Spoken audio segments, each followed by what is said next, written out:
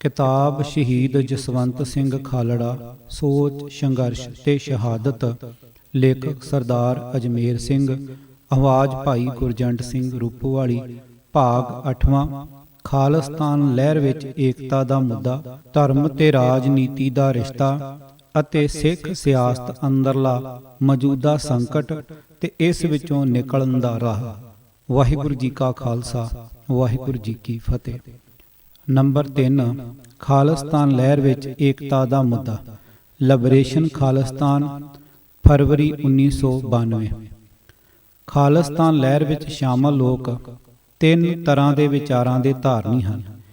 ਇਸੇ ਕਾਰਨ ਮੋਟੇ ਰੂਪ ਵਿੱਚ ਲਹਿਰ 3 ਵੱਖ-ਵੱਖ ਪ੍ਰਭਾਵ ਪੈਦਾ ਕਰਦੀ ਹੈ। ਪਹਿਲੀ ਤਰ੍ਹਾਂ ਦੇ ਲੋਕ ਉਹ ਹਨ ਜੋ ਧਾਰਮਿਕ ਫਲਸਫੇ ਦੇ ਤਹਿਤ ਪੰਥ ਦੀ ਚੜ੍ਹਦੀ ਕਲਾ ਲਈ ਖਾਲਿਸਤਾਨ ਚਾਹੁੰਦੇ ਹਨ ਅਤੇ ਉਹਨਾਂ ਦਾ ਲਹਿਰ ਵਿੱਚ ਹਿੱਸਾ ਪਾਉਣ ਦਾ ਹਿੱਤ ਸਿਰਫ ਉਹਨਾਂ ਦੇ ਧਾਰਮਿਕ ਅਕੀਦੇ ਨਾਲ ਜੁੜਿਆ ਹੋਇਆ ਹੈ। ਦੂਜੀ ਤਰ੍ਹਾਂ ਦੇ ਲੋਕ ਭਾਵਨਾਤਮਕ ਖਾਲਿਸਤਾਨੀ ਹਨ। ਸਮੇਂ ਦੀਆਂ ਘਟਨਾਵਾਂ ਨੇ ਉਹਨਾਂ ਦੀਆਂ ਭਾਵਨਾਵਾਂ ਨੂੰ ਸੱਟ ਮਾਰੀ ਤੇ ਉਹ ਲੋਕ ਇਸ ਪ੍ਰਭਾਵ ਤੋਂ ਲਹਿਰ ਵੱਲ ਖਿੱਚੇ ਗਏ। ਸਿਆਸੀ ਘਟਨਾਵਾਂ ਨੇ ਉਹਨਾਂ ਅੰਦਰ ਸੁੱਤੀ ਪਈ ਧਾਰਮਿਕ ਪਹਿਚਾਣ ਨੂੰ ਉਜਾਗਰ ਕੀਤਾ ਅਤੇ ਉਹ ਲੋਕ ਆਪਣੀ ਅਣਖ ਨੂੰ ਕੌਮ ਤੇ ਧਰਮ ਦੀ ਅਣਖ ਨਾਲ ਮੇਲ ਕੇ ਇਸ ਲਹਿਰ ਦਾ ਹਿੱਸਾ ਬਣੇ। ਇਹ ਲੋਕ ਖਾਲਿਸਤਾਨੀ ਲਹਿਰ ਦਾ ਇੱਕ ਵਿਸ਼ਾਲ ਭਾਗ ਹਨ। ਤੀਜੀ ਤਰ੍ਹਾਂ ਦੇ ਲੋਕ ਕੈਰੀ ਅਰਿਸਟ ਕਿਸਮ ਦੇ ਲੋਕ ਹਨ। ਸਿਆਸਤ ਜਿਨ੍ਹਾਂ ਦਾ ਕਿੱਤਾ ਹੈ।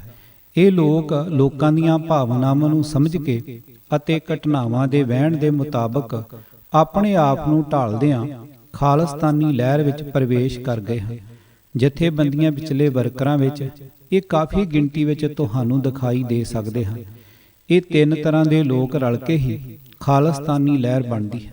ਇਹਨਾਂ ਵਿੱਚੋਂ ਕਿਸੇ ਨੂੰ ਨਿੰਦ ਕੇ ਜਾਂ ਕਿਸੇ ਨੂੰ ਸਲਾਹ ਕੇ ਲਹਿਰ ਦਾ ਕੋਈ ਫਾਇਦਾ ਨਹੀਂ ਕੀਤਾ ਜਾ ਸਕਦਾ, ਕਿਉਂਕਿ ਅਕਸਰ ਇਹ ਤਿੰਨੇ ਤਰ੍ਹਾਂ ਦੇ ਲੋਕ ਇੱਕ ਦੂਜੇ ਦੀ ਥਾਂ ਬਦਲੀ ਵੀ ਕਰ ਸਕਦੇ ਹੁੰਦੇ ਹਨ।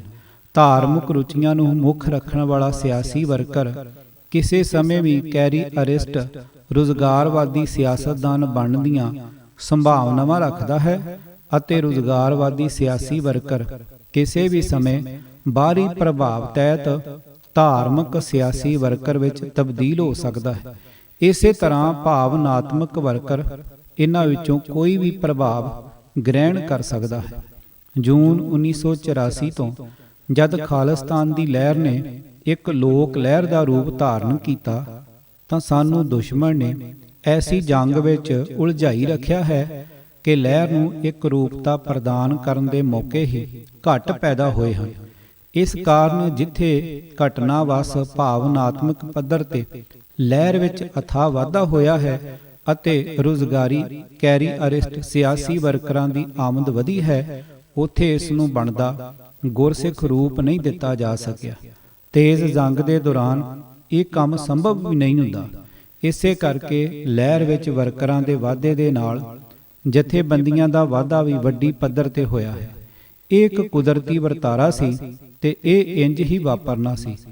ਹੁਣ ਸਾਨੂੰ ਇਹ ਸਭ ਕੁਝ ਮੰਨ ਕੇ ਕਿ ਇਸ ਵਕਤ ਸਾਡੀ ਲਹਿਰ ਵਿੱਚ ਅਨੇਕਾਂ ਧੜੇ ਹੋਂਦ ਵਿੱਚ ਆਏ ਹੋਏ ਹਨ ਅਤੇ ਹਰੇਕ ਧੜੇ ਦੀ ਹੋਂਦ ਦੇ ਕੁਝ ਖਾਸ ਕਾਰਨ ਹਨ। ਲਹਿਰ ਦੀ ਲੋੜੀਂਦੀ ਏਕਤਾ ਲਈ ਯਤਨ ਆਰੰਭ ਕਰਨੇ ਚਾਹੀਦੇ ਹਨ।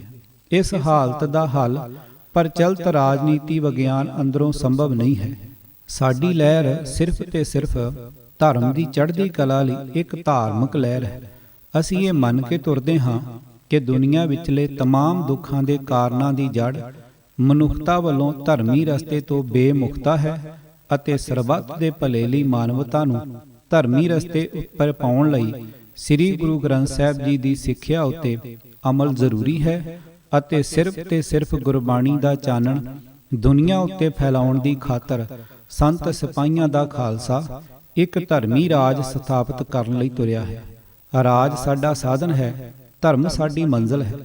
ਜੋ ਸਾਧਨ ਸਾਨੂੰ ਮੰਜ਼ਿਲ ਤੇ ਪਹੁੰਚਾਉਣ ਵਿੱਚ ਸਹਾਈ ਹੋ ਸਕਦਾ ਹੈ, ਅਸੀਂ ਉਸ ਦੀ ਸਥਾਪਤੀ ਲਈ ਹਰ ਯਤਨ ਕਰਨ ਲਈ ਤਿਆਰ ਹਾਂ। ਸਾਨੂੰ ਇਹ ਚੀਜ਼ ਦਿਮਾਗ ਵਿੱਚ ਰੱਖ ਕੇ ਚੱਲਣਾ ਪਵੇਗਾ ਕਿ ਖਾਲਿਸਤਾਨ ਆਪਣੇ ਆਪ ਵਿੱਚ ਹੀ ਸਿੱਖਾਂ ਦੀ ਇੱਕ ਮੰਜ਼ਿਲ ਨਹੀਂ ਹੈ, ਧਰਮ ਸਾਡੀ ਮੰਜ਼ਿਲ ਹੈ ਅਤੇ ਜੇਕਰ ਇਹ ਲਹਿਰ ਅਤੇ ਉਹ ਰਾਜ ਜਿਸ ਦੀ ਅਸੀਂ ਤਮੰਨਾ ਕਰਦੇ ਹਾਂ, ਸਾਡੇ ਧਾਰਮਿਕ ਆਸ਼ਿਆਂ ਤੇ ਪੂਰਾ ਨਾ ਉਤਰੇ ਤਾਂ ਸਾਨੂੰ ਇਸ ਤੋਂ ਵੀ ਅੱਗੇ ਵਧਣਾ ਪੈਣਾ ਹੈ। ਨੰਬਰ 4, ਧਰਮ ਤੇ ਰਾਜਨੀਤੀ ਦਾ ਰਿਸ਼ਤਾ। ਦੇਸ ਪਰਦੇਸ 26/6/1992 ਸਫਾ 31 ਤੋਂ 33। ਸਾਡੀ ਲਹਿਰ ਅੰਦਰ ਬਹੁਤੀਆਂ ਬਿਮਾਰੀਆਂ ਦੀ ਜੜ ਇਹ ਅਧਾਰਮਿਕ ਪ੍ਰਵਿਰਤੀ ਹੈ ਕਿ ਰਾਜਨੀਤੀ ਅੰਦਰ ਸੱਚ ਜਾਂ ਅਸੂਲਾਂ ਦੀ ਥਾਂ ਪਦਾਰਥਕ ਫਾਇਦੇ ਨੂੰ ਪਹਿਲ ਦਿੱਤੀ ਜਾਵੇ। ਇਹ ਪ੍ਰਵਿਰਤੀ ਸਾਨੂੰ ਫੌਰੀ ਫਾਇਦੇ ਵੱਲ ਖਿੱਚਦੀ ਹੈ, ਪਰ ਲੰਬੀ ਹਾਰ ਤੋਂ ਸੁਚੇਤ ਨਹੀਂ ਕਰਦੀ। ਸਾਡੀ ਲਹਿਰ ਦੇ ਕਈ ਆਗੂ ਸਟੇਜ ਤੋਂ ਝੂਠ ਬੋਲਦੇ ਹਨ। ਜੇ ਪੁੱਛੀਏ ਤਾਂ ਕਹਿੰਦੇ ਹਨ ਕਿ ਝੂਠ ਬੋਲਿਆਂ ਜੇ ਲੋਕਾਂ ਦੇ ਹੌਸਲੇ ਬੁਲੰਦ ਹੋਣ ਤਾਂ ਹੋਰ ਕੀ ਚਾਹੀਦਾ ਹੈ। ਉਹਨਾਂ ਦੀ ਇੱਕ ਪੱਕੀ ਸਮਝ ਹੈ ਕਿ ਰਾਜਨੀਤੀ ਤੇ ਜੰਗ ਵਿੱਚ ਕੋਈ ਅਸੂਲ ਨਹੀਂ ਹੁੰਦਾ ਜਿਨ੍ਹਾਂ ਵਾਸਤੇ ਹਰ ਹਰਬਾ ਵਰਤਣਾ ਚਾਹੀਦਾ ਹੈ। ਪਰ ਮਿੱਤਰ ਪਿਆਰਿਓ, ਅਸੀਂ ਜੰਗ ਸ਼ੁਰੂ ਕੀਤੀ ਹੈ ਧਰਮ ਦੀ ਚੜ੍ਹਦੀ ਕਲਾ ਲਈ। ਸਾਨੂੰ ਲੜਨਾ ਸਿਖਾਇਆ ਹੈ ਸਾਡੇ ਧਾਰਮਿਕ ਅਸੂਲਾਂ ਨੇ। ਜੇ ਇਸ ਲੜਾਈ ਵਿੱਚ ਜਿੱਤਣਾ ਚਾਹੀਦਾ ਹੈ ਤਾਂ ਉਹ ਸਾਡਾ ਧਰਮ ਹੀ ਜਿੱਤਣਾ ਚਾਹੀਦਾ ਹੈ, ਸਾਡਾ ਧੜਾ ਨਹੀਂ। ਅਤੇ ਜੇਕਰ ਲੜਾਈ ਦੇ ਮੈਦਾਨ ਵਿੱਚ ਅਸੀਂ ਧਰਮ ਦਾ ਪੱਲਾ ਹੀ ਛੱਡ ਬੈਠੇ ਤਾਂ ਸਾਡੀ ਲੜਾਈ ਦਾ ਤਾਂ ਮੁੱਦਾ ਹੀ ਖਤਮ ਹੈ। ਜਿੱਤਣਾ ਜਾਂ ਲੜਨਾ ਕਾਹਦੇ ਲਈ? ਧਰਮ ਸੱਚ ਦਾ ਨਾਂ ਹੈ ਅਤੇ ਸੱਚ ਦੀ ਲੜਾਈ ਧਰਮ ਦੀ ਲੜਾਈ ਹੈ। ਧਰਮ ਦੇ ਨਾਂ ਤੇ ਪਦਾਰਥ ਦੀ ਲੜਾਈ ਗਾਂਧੀਵਾਦੀ ਲੜਾਈ ਹੈ। ਉਹੋ ਜਿਹੇ ਸਿੱਖ ਰਾਜ ਵਿੱਚ ਤੇ ਭਾਰਤੀ ਰਾਜ ਵਿੱਚ ਕੋਈ ਫਰਕ ਨਹੀਂ ਹੋਵੇਗਾ। ਜਿਹੜੇ ਲੋਕ ਇਹ ਦਲੀਲ ਦਿੰਦੇ ਹਨ ਕਿ ਝੂਠ ਮਾਰਨ ਤੋਂ ਬਿਨਾਂ, ਕਹਿਣੀ ਤੇ ਕਰਨੀ ਵਿੱਚ ਫਰਕ ਰੱਖਣ ਤੋਂ ਬਿਨਾਂ ਅਸੀਂ ਜਿੱਤ ਨਹੀਂ ਸਕਦੇ, ਉਹਨਾਂ ਦਾ ਧਰਮ ਤੇ ਸੱਚ ਵਿੱਚ ਵਿਸ਼ਵਾਸ ਅਜੇ ਪੱਕਾ ਨਹੀਂ ਹੋਇਆ ਜਾਪਦਾ। ਜਿਹੜੇ ਲੋਕ ਹੋਰਨਾਂ ਪਦਾਰਥਵਾਦੀ ਲਹਿਰਾਂ ਦੀ ਜਿੱਤ ਤੋਂ ਸਿੱਖਣ ਦੀਆਂ ਗੱਲਾਂ ਕਰਦੇ ਹਨ, ਉਹਨਾਂ ਨੂੰ ਸੋਚਣਾ ਚਾਹੀਦਾ ਹੈ ਕਿ ਉਹ ਲਹਿਰਾਂ ਜਿੱਤ ਕੇ ਵੀ ਅੰਤ ਹਾਰ ਹੀ ਗਈਆਂ ਹਨ। ਰਾਜਨੀਤੀ ਕੂੜ ਦਾ ਨਾਂ ਨਹੀਂ ਹੈ। ਰਾਜਨੀਤੀ ਸਮਾਜਿਕ ਰਿਸ਼ਤਿਆਂ ਨੂੰ ਤੈਅ ਕਰਨ ਵਾਲੇ ਅਸੂਲਾਂ ਦਾ ਨਾਂ ਹੈ। ਜੇਕਰ ਇਹ ਸੱਚ ਦੇ ਆਧਾਰ ਤੇ ਤੈਅ ਹੋਣਗੇ ਤਾਂ ਧਰਮੀ ਰਾਜਨੀਤੀ ਹੋਵੇਗੀ, ਤੇ ਜੇਕਰ ਝੂਠ ਦੇ ਆਧਾਰ ਤੇ ਹੋਣਗੇ ਤਾਂ ਅਧਰਮੀ ਰਾਜਨੀਤੀ ਹੋਵੇਗੀ। ਖਾਲਿਸਤਾਨ ਲਹਿਰ ਅੰਦਰਲੀਆਂ ਊਣਤਾਈਆਂ ਦੂਰ ਕਰਨ ਦੇ ਚਾਹਵਾਨੋਂ ਲਹਿਰ ਦੇ ਅੰਦਰ ਝਾਤੀ ਮਾਰੋ। ਸਭ ਤੋਂ ਵੱਡੀ ਕਮਜ਼ੋਰੀ ਇਸ ਗੱਲ ਵਿੱਚ ਪਈ ਹੈ ਕਿ ਅਸੀਂ ਸੱਚ ਦੇ ਧੁਰੇ ਸਿੱਖ ਧਰਮ ਨੂੰ ਪ੍ਰਚਲਿਤ ਕੂੜ ਸਿਆਸਤ ਨਾਲ ਨੱਥੀ ਕਰਨ ਦੀਆਂ ਕੋਸ਼ਿਸ਼ਾਂ ਕਰ ਰਹੇ ਹਾਂ। ਆਓ ਧਰਮ ਆਧਾਰਿਤ ਰਾਜਨੀਤੀ ਦਾ ਪੱਲਾ ਫੜੀਏ, ਲੁੱਟ ਖਸੁੱਟ ਰਾਜਨੀਤੀ ਦਾ ਖਹਿੜਾ ਛੱਡੀਏ। ਆਓ ਸੱਚ ਦਾ ਪੱਲਾ ਫੜ ਕੇ ਸੱਚ ਦੀ ਆਜ਼ਾਦੀ ਖਾਲਿਸਤਾਨ ਦੀ ਲੜਾਈ ਵਿੱਚ ਕੁੱਦੀਏ।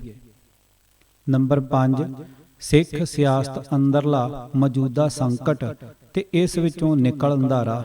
ਲਿਬਰੇਸ਼ਨ ਖਾਲਿਸਤਾਨ, ਸਾਲ ਚੌਥਾ, ਨੰਬਰ 1। ਮਈ 1994 ਵਿੱਚ ਭਾਈ ਜਸਵੰਤ ਸਿੰਘ ਖਾਲੜਾ ਨੇ ਸਿੱਖ ਰਾਜਨੀਤੀ ਦੀ ਤਤਕਾਲੀ ਦਸ਼ਾ ਦਾ ਭਰਵਾਂ ਵਿਸ਼ਲੇਸ਼ਣ ਕਰਦਿਆਂ ਇੱਕ ਲੰਮਾ ਲੇਖ ਲਿਖਿਆ ਸੀ, ਜਿਸ ਵਿੱਚ ਉਸ ਨੇ ਰਾਜੀਵ ਗਾਂਧੀ ਤੇ ਸੰਤ ਹਰਚੰਦ ਸਿੰਘ ਲੌਂਗੋਵਾਲ ਵਿਚਕਾਰ ਹੋਏ ਸਮਝੌਤੇ, 1985 ਦੀਆਂ ਚੋਣਾਂ, ਬਰਨਾਲਾ ਸਰਕਾਰ, 26 ਜਨਵਰੀ ਦਾ ਸਰਬੱਤ ਖਾਲਸਾ, ਖਾੜਕੂ ਲਹਿਰ ਦੀ ਇਤਿਹਾਸਕ ਚੜ੍ਹਤ, 1991 ਤੇ 1992 ਦੀਆਂ ਚੋਣਾਂ ਅਤੇ ਅਖੀਰ ਵਿੱਚ ਖਾੜਕੂ ਲਹਿਰ ਦੇ ਦੁਖਦਾਈ ਪਤਨ ਤੱਕ ਸਾਰੇ ਵਰਤਾਰੇ ਦੀ ਸੰਖੇਪ ਵਿੱਚ ਗਹਿਰੀ ਛਾਣਬੀਣ ਕੀਤੀ ਸੀ। ਹੇਠਾਂ ਉਸ ਲੇਖ ਚੋਂ 94 ਅੰਸ਼ ਦਿੱਤੇ ਜਾ ਰਹੇ ਹਨ। ਸ੍ਰੀ ਅਕਾਲ ਤਖਤ ਸਾਹਿਬ ਉੱਤੇ ਦਿੱਲੀ ਦੇ ਤਖਤ ਵੱਲੋਂ ਕੀਤੇ ਹਮਲੇ ਨੂੰ ਪੂਰਾ ਦਹਾਕਾ ਪੂਰਾ ਹੋਣ ਜਾ ਰਿਹਾ ਹੈ। ਇਤਿਹਾਸ ਦੇ ਇਹ 10 ਸਾਲ ਦੱਖਣੀ ਏਸ਼ੀਆ ਦੀ ਸਿਆਸਤ ਵਿੱਚ ਸਿੱਖ ਕੌਮ ਦੇ ਸੰਘਰਸ਼ ਦੀ ਪੂਰੀ ਛਾਪ ਵਾਲੇ ਸਾਲ ਰਹੇ ਹਨ। ਇਸ ਸਮੇਂ ਨੇ ਵੱਖ-ਵੱਖ ਸਮੇਂ ਦੇ ਉਤਰਾਅ ਚੜ੍ਹਾਅ ਪੇਸ਼ ਕੀਤੇ ਹਨ। ਜੂਨ 1984 ਵਿੱਚ ਸਿੱਖ ਜਨਤਕ ਲਹਿਰ ਪੂਰੇ ਸਿਖਰ ਤੇ ਸੀ, ਪਰ ਜੁਲਾਈ 1984 ਵਿੱਚ ਭਾਰਤੀ ਜਬਰ ਪੂਰੇ ਸਿਖਰਾਂ ਨੂੰ ਛੋਹ ਰਿਹਾ ਸੀ। ਸਿੱਖ ਰਾਜਸੀ ਤੇ ਜਥੇਬੰਦਕ ਤਾਣੇ ਬਾਣੇ ਇੱਕ ਵਾਰ ਤਾਂ ਤਹਿਸ ਨਹਿਸ ਹੋ ਚੁੱਕੇ ਸਨ ਤੇ ਭਾਰਤੀ ਰਾਜ ਨੇ ਸਿੱਖਾਂ ਦੀਆਂ ਭਾਵਨਾਵਾਂ ਦੀ ਪਰਵਾਹ ਨਾ ਕਰਦਿਆਂ ਪੰਜਾਬ ਦੇ ਚੱਪੇ ਚੱਪੇ ਨੂੰ ਕੋਹ ਮਾਰਿਆ ਸੀ। ਮੌਕਾ ਪ੍ਰਸਤ ਅਕਾਲੀ ਆਗੂਆਂ ਵੱਲੋਂ ਬੇਵਸੀ ਜ਼ਾਹਰ ਕਰਦਾ ਇੱਕ ਰਾਜੀਵ ਲੌਂਗੋਵਾਲ ਸਮਝੌਤਾ ਆਇਆ ਤੇ ਜਜ਼ਬਾਤੀ ਨੌਜਵਾਨਾਂ ਵੱਲੋਂ ਲੌਂਗੋਵਾਲ ਦਾ ਖੂਨ ਕਰਕੇ ਇਸ ਸਮਝੌਤੇ ਨੂੰ ਰੱਦ ਕਰਨ ਦਾ ਇਰਾਦਾ ਵੀ ਜ਼ਾਹਰ ਕੀਤਾ ਗਿਆ। ਭਾਰਤੀ ਪ੍ਰਚਾਰ ਮੀਡੀਏ ਵੱਲੋਂ ਹਕੂਮਤੀ ਦਲਾਲ ਲੌਂਗੋਵਾਲ ਨੂੰ ਭਾਰਤੀ ਸ਼ਹੀਦ ਦਾ ਦਰਜਾ ਦੇਣ ਦੇ ਧੂਆਂਧਾਰ ਪ੍ਰਚਾਰ ਅਤੇ ਰਵਾਇਤੀ ਅਕਾਲੀ ਆਗੂਆਂ ਨੂੰ ਅਸਿੱਧੇ ਤਰੀਕੇ ਨਾਲ ਜਿਤਾਉਣ ਵਾਲੀਆਂ ਚੋਣਾਂ ਨੇ ਬਰਨਾਲਾ ਮੰਤਰੀ ਮੰਡਲ ਸਾਹਮਣੇ ਲਿਆਂਦਾ। ਰਵਾਇਤੀ ਅਕਾਲੀ ਤੇ ਭਾਰਤੀ ਹਾਕਮਾਂ ਦੀਆਂ ਇਛਾਵਾਂ ਦੇ ਉਲਟ 26 ਜਨਵਰੀ 1986 ਨੂੰ ਹੋਏ ਸਰਬੱਤ ਖਾਲਸਾ ਨੇ ਕੌਮੀ ਮੁਕਤੀ ਦੀ ਲਹਿਰ ਸ਼ੁਰੂ ਕਰਨ ਦਾ ਅਹਿਦ ਕੀਤਾ ਤੇ ਸਿੱਖ ਸਿਆਸਤ ਵਿੱਚ ਇੱਕ ਨਵੀਂ ਕਤਾਰਬੰਦੀ ਸ਼ੁਰੂ ਹੋਈ। ਕੁਝ ਤੱਤ ਭੜੱਥੇ ਪਰ ਇਮਾਨਦਾਰ ਸਿਆਸਤਦਾਨਾਂ ਨੇ ਨਵੀਂ ਲਹਿਰ ਤੇਜ਼ ਕਰਨ ਲਈ ਅੱਤ ਖਾੜਕੂ ਪੈਂਤੜੇ ਲਏ। ਅਣਕਿਆਸੇ ਹਕੂਮਤੀ ਜਬਰ ਅਤੇ ਸਮੇਂ ਦੇ ਹਾਣ ਦੀ ਜਥੇਬੰਦਕ ਲੀਡਰਸ਼ਿਪ ਦੀ ਅਣਹੋਂਦ ਕਾਰਨ ਖਾੜਕੂ ਲਹਿਰ ਹੌਲੀ-ਹੌਲੀ ਅੱਤਵਾਦ ਦੇ ਬਚਪੁਣੇ ਦੇ ਰੋਗ ਦਾ ਸ਼ਿਕਾਰ ਹੋ ਗਈ। ਰੂਸੀ ਕਮਿਊਨਿਸਟ ਆਗੂ V.I. ਲੈਨਨ ਨੇ ਉਸ ਵੇਲੇ ਕਮਿਊਨਿਸਟ ਲਹਿਰ ਅੰਦਰ ਉੱਭਰੇ ਅੱਤ ਖੱਬੇ ਰੁਝਾਨ ਨੂੰ ਬਚਪੁਣੇ ਦਾ ਰੋਗ ਕਹਿ ਕੇ ਨਿੰਦਿਆ ਸੀ। ਭਾਰਤੀ ਹਕੂਮਤ ਵੀ ਇਸ ਲਹਿਰ ਨੂੰ ਹੰਭਾ ਕੇ ਮਾਰਨ ਦੀ ਰਣਨੀਤੀ ਤੇ ਚੱਲੀ। ਨਤੀਜਾ ਹਜ਼ਾਰਾਂ ਨੌਜਵਾਨਾਂ ਦੀਆਂ ਸ਼ਹਾਦਤਾਂ ਦੇ ਬਾਵਜੂਦ ਲਹਿਰ ਦਾ ਇਹ ਪੜਾਅ ਅਸਫਲ ਹੋਇਆ। ਅਸਫਲਤਾ ਤੋਂ ਵੀ ਭੈੜੀ ਗੱਲ ਇਹ ਹੋਈ ਕਿ ਇਸ ਲਹਿਰ ਵਿੱਚ ਜਾਨਾਂ ਵਾਰਨ ਵਾਲਿਆਂ ਦਾ ਕੌਮੀ ਸਤਿਕਾਰ ਜੋ ਪੈਦਾ ਹੋਣਾ ਚਾਹੀਦਾ ਸੀ ਉਹ ਹੋ ਨਾ ਸਕਿਆ, ਸਗੋਂ ਕੁਝ ਸਿੱਖ ਹਲਕਿਆਂ ਵਿੱਚ ਇਹਨਾਂ ਪ੍ਰਤੀ ਨਿਰਾਸ਼ਤਾ ਵੀ ਪੈਦਾ ਹੋਈ। ਜੂਨ 1991 ਦੀਆਂ ਰੱਦ ਹੋਈਆਂ ਚੋਣਾਂ ਤੇ ਫਿਰ 1992 ਵਿੱਚ ਬਾਈਕਾਟ ਕੀਤੀਆਂ ਚੋਣਾਂ ਵਿਚਲੇ ਪੈਂਤੜਿਆਂ ਨੇ ਸਿੱਖ ਲਹਿਰ ਵਿੱਚ ਐਸੀਆਂ ਉਲਝਣਾਂ ਵਧਾਈਆਂ ਕਿ ਫਿਰ ਇਸ ਦੇ ਪੈਰ ਹੀ ਨਾ ਲੱਗ ਸਕੇ ਅਤੇ ਇਸ ਦਾ ਅੰਤ ਸਾਨੂੰ ਸਭ ਨੂੰ ਦੇਖਣਾ ਪਿਆ। ਬਾਬਾ ਮਾਣੋਚਾਲ ਦੀ ਸ਼ਹਾਦਤ ਬਾਅਦ ਖਾੜਕੂ ਲਹਿਰ ਧੜਮ ਕਰਦੀ ਜਾ ਪਈ ਤੇ ਹੁਣ ਇਸ ਦੀ ਰਹਿੰਦ ਖੂੰਹਦ ਮੁੜ ਸੁਰਜੀਤ ਹੋਣ ਲਈ ਹੱਥ ਪੈਰ ਮਾਰ ਰਹੀ ਹੈ।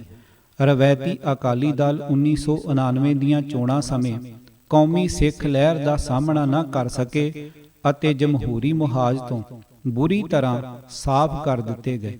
ਇਹਨਾਂ ਦਾ ਬਦਲ ਉਭਾਰਨ ਵਿੱਚ ਨਵੀਂ ਲੀਡਰਸ਼ਿਪ ਮਾਨ ਦਲ, ਬਾਬਾ ਦਲ, ਫੈਡਰੇਸ਼ਨਾਂ ਨੇ ਨਾਅਰੇ ਤਾਂ ਗਰਮ ਲਾਏ ਪਰ ਕਾਰਗੁਜ਼ਾਰੀਆਂ ਰਵਾਇਤੀ ਦਿਖਾਈਆਂ। ਅਖੀਰ ਫੇਲ ਹੋਈ ਰਵਾਇਤੀ ਲੀਡਰਸ਼ਿਪ ਦੇ ਢਾਹੇ ਚੜ੍ਹ ਕੇ ਨਵੀਂ ਕੌਮੀ ਲਹਿਰ ਦੇ ਜਮਹੂਰੀ ਪਲੇਟਫਾਰਮ ਦੀਆਂ ਸੰਭਾਵਨਾਵਾਂ ਦਾ ਭੱਠਾ ਬਿਠਾ ਦਿੱਤਾ। ਖਾੜਕੂ ਲਹਿਰ ਦੇ ਨਿੱਘਰ ਚੁੱਕੇ ਹਿੱਸਿਆਂ ਨਾਲ ਭਾਈਵਾਲ ਦਿਖਾ ਕੇ ਅਤੇ ਉਸਾਰੂ ਹਿੱਸੇ ਨਾਲ ਸ਼ਰੀਕੇਬਾਜ਼ੀ ਵਾਲਾ ਰੁਖ ਅਖਤਿਆਰ ਕਰਕੇ ਇਸ ਨਵੀਂ ਅਕਾਲੀ ਧਿਰ ਨੇ ਹੌਲੀ-ਹੌਲੀ ਆਪਣੇ ਆਪ ਨੂੰ ਕੱਖੋਂ ਹੌਲਾ ਕਰ ਲਿਆ ਅਤੇ ਅੰਤ ਜਲੰਧਰ ਪਾਰਲੀਮਾਨੀ ਜ਼ਿਮਨੀ ਚੋਣ 1993 ਸਮੇਂ ਆਪਣੀ ਸਹੀ ਤਸਵੀਰ ਦੇਖ ਕੇ ਹੈਰਾਨ ਪਰੇਸ਼ਾਨ ਹੋ ਗਏ। ਆਜ਼ਾਦੀ ਪਸੰਦ ਸਿੱਖ ਵੋਟਰ ਬਾਦਲ ਦਲ ਲਈ ਉਤਸ਼ਾਹਤ ਨਾ ਹੋ ਸਕਿਆ ਤੇ ਨਵੇਂ ਅਕਾਲੀ ਦਲ ਦੇ ਦੋਗਲੇਪਣ ਨੂੰ ਮੂੰਹ ਵਿੱਚ ਉਂਗਲ ਪਾਈ ਦੇਖਦਾ ਰਿਹਾ। ਅੱਜ ਹਾਲਤ ਇਹ ਹੈ ਕਿ ਮੇਲਿਆਂ ਵਿਚਲੇ ਇਕੱਠਾਂ ਤੋਂ ਸਿਵਾ ਇਸ ਨਵੀਂ ਅਕਾਲੀ ਲੀਡਰਸ਼ਿਪ ਕੋਲ ਕੋਈ ਸਰਗਰਮੀ ਨਹੀਂ। ਆਪਣੀ ਇਸ ਪਤਲੀ ਹਾਲਤ ਬਾਰੇ ਆਪਣੇ ਅੰਦਰ ਝਾਤ ਮਾਰਨ ਦੀ ਥਾਂ ਇਹ ਧਿਰ ਖਾੜਕੂ ਲਹਿਰ ਨੂੰ ਕੋਸਣ ਤੱਕ ਪਹੁੰਚ ਗਈ ਹੈ। ਜਿਨ੍ਹਾਂ ਦੀ ਕਮਾਈ ਦੇ ਸਿਰ ਤੇ ਇਹ ਧਿਰ ਪੈਦਾ ਹੋਈ ਸੀ ਉਹਨਾਂ ਦੀ ਨੁਕਤਾਚੀਨੀ ਕਰਕੇ ਪਰ ਬਿਨਾਂ ਆਪਣੀ ਕਿਸੇ ਕਮਾਈ ਦੇ ਇਹ ਕਿੰਨਾ ਕੁ ਚਿਰ ਕਾਇਮ ਰਹਿ ਸਕਦੀ ਹੈ ਕਹਿਣਾ ਮੁਸ਼ਕਲ ਹੋ ਗਿਆ ਹੈ। ਵਿਦੇਸ਼ਾਂ ਵਿੱਚ ਸਿੱਖਾਂ ਦੀ ਸਿਆਸਤ ਵੀ ਕਈ ਮੋੜ ਆਏ ਹਨ। ਜੂਨ 1984 ਤੋਂ ਭਾਰਤ ਵਿਰੋਧੀ ਉਭਾਰ ਨੇ ਨਵੀਆਂ ਧਿਰਾਂ ਪੈਦਾ ਕੀਤੀਆਂ। ਕਈ ਲੋਕ ਜੋ ਪਹਿਲੀ ਰਵਾਇਤੀ ਅਕਾਲੀ ਲੀਡਰਸ਼ਿਪ ਦੀ ਮੁਕਾਬਲੇਬਾਜ਼ੀ ਵਿੱਚ ਹਾਰ ਚੁੱਕੇ ਸਨ ਉਹਨਾਂ ਵੀ ਇਸ ਮੌਕੇ ਦਾ ਲਾਹਾ ਲਿਆ ਤੇ ਨਵੇਂ ਰਾਜਨੀਤਿਕ ਵਰਗ ਦੇ ਜਜ਼ਬਾਤ ਨੂੰ ਵਰਤ ਕੇ ਪਹਿਲਾਂ ਦੇ ਅਜ਼ਾਰੇਦਾਰ ਅਕਾਲੀ ਲੀਡਰਾਂ ਤੋਂ ਬਦਲੇ ਲਏ। ਗੁਰਦੁਆਰਿਆਂ ਉੱਤੇ ਕਬਜ਼ੇ ਕਰਨ ਦੇ ਕਈ ਚਾਹਵਾਨਾਂ ਨੇ ਨੌਜਵਾਨਾਂ ਦੇ ਜਜ਼ਬਾਤ ਵਰਤੇ ਪਰ ਹੇਠਲੀ ਪੱਧਰ ਤੇ ਬਹੁਤ ਸਾਰੇ ਸਿੱਖ ਨੌਜਵਾਨ ਕੌਮੀ ਮੁਕਤੀ ਦੀ ਲਹਿਰ ਵਿੱਚ ਹਿੱਸਾ ਪਾਉਣ ਲਈ ਅੱਗੇ ਆਏ। ਇਹਨਾਂ ਵਿੱਚੋਂ ਕੁਝ ਧਿਰਾਂ ਮਤਲਬੀ ਲੀਡਰਸ਼ਿਪ ਤੋਂ ਅੱਕ ਕੇ ਉਸ ਦੇ ਵਿਰੋਧ ਨੂੰ ਹੀ ਮੁੱਖ ਸਰਗਰਮੀ ਬਣਾ ਬੈਠੀਆਂ ਤੇ ਅਖੀਰ ਵਿੱਚ ਥੱਕ ਟੁੱਟ ਕੇ ਬਦਲ ਪੈਦਾ ਕਰਨ ਵਿੱਚ ਅਸਮਰੱਥ ਰਹਿੰਦਿਆਂ ਫਿਰ ਉਹਨਾਂ ਦੀ ਹੀ ਈਨ ਮੰਨ ਬੈਠੀਆਂ। ਪਰ ਕੁਝ ਧਿਰਾਂ ਨੇ ਵੱਖ-ਵੱਖ ਸਿਆਸੀ ਧਿਰਾਂ ਵੱਲੋਂ ਭੜਕਾਉਣ ਦੀਆਂ ਕਾਰਵਾਈਆਂ ਨੂੰ ਸਬਰ ਨਾਲ ਦੇਖਦਿਆਂ ਆਪਣੀ ਧੁਨ ਤੇ ਸਿੱਖ ਲਹਿਰ ਵਿੱਚ ਹਿੱਸਾ ਪਾਉਣ ਦੀਆਂ ਕੋਸ਼ਿਸ਼ਾਂ ਜਾਰੀ ਰੱਖੀਆਂ।